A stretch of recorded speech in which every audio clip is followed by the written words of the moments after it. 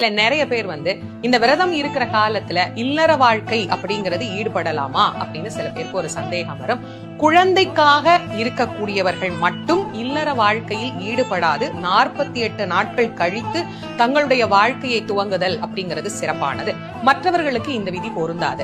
ஏன் நான் குழந்தைக்காக காத்திருக்கிறவங்களுக்கு மட்டும் இதை சொல்றேன் அப்படின்னா, ஒரு கருமுட்டை நன்றாக வளர்ச்சி அடைந்து விந்தணு நன்றாக வளர்ச்சி அடைகிறது அப்படின்னு சொன்னா நிச்சயமாக அவர்களுக்கு ஒரு ஆரோக்கியமான கரு உருவாகுவதற்கு உண்டான ஒரு கால அவகாசத்தை நம்ம கொடுக்கிறோம் அப்படின்னு அர்த்தம்.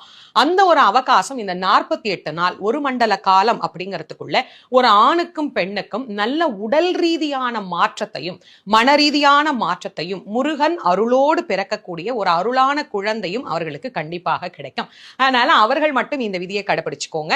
மற்றவர்கள் நீங்க இயல்பா எப்படி உங்களுடைய அன்றாட வாழ்க்கையில இருப்பீங்களோ அது போல உங்களுடைய வாழ்க்கையை எடுத்துக்கோங்க. சிறப்பாக இந்த விரதம்